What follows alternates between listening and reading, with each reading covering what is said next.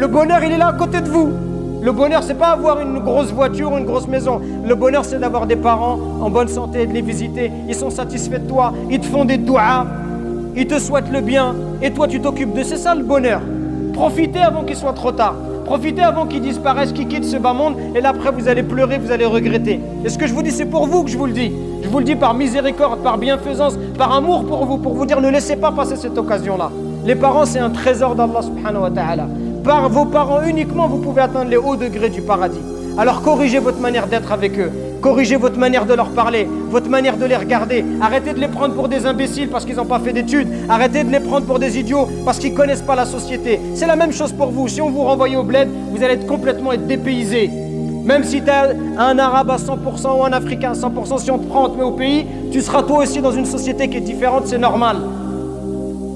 Mais aie du respect pour ce qu'ils ont fait de toi, aie du respect pour le temps qu'ils t'ont accordé, aie du respect pour tous les efforts qu'ils ont fait pour toi pour devenir la personne que tu es. Et au moins du respect pour ces efforts, pour toutes ces affaires qui t'ont acheté. Moi, quand je pense à mon père, ça me fait de la peine. Je me dis, il était ouvrier miskin et il faisait tout pour pas qu'on ressente du manque à l'école, pour qu'on ait des vêtements de marque, pour pas que les gens ils se moquent de nous. Et ils achetaient des chaussures de marque et des choses. Je me dis, subhanallah, comment tu peux pas avoir d'amour et de miséricorde pour quelqu'un qui se comporte comme ça avec toi?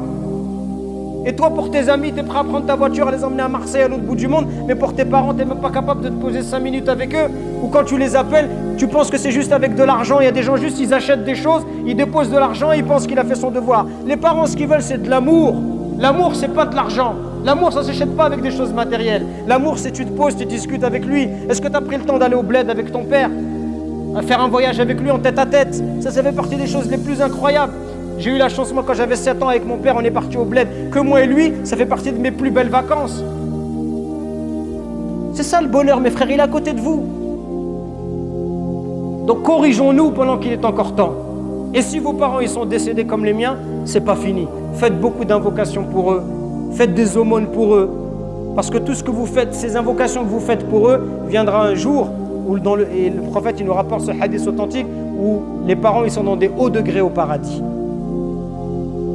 Et ils disent, Ya Allah, pourquoi on est là? Qu'est-ce qu'on a fait? On ne mérite pas d'être assez haut degré. Et Allah Azza wa Jalla leur dit, c'est parce que votre enfant il demande pardon pour vous.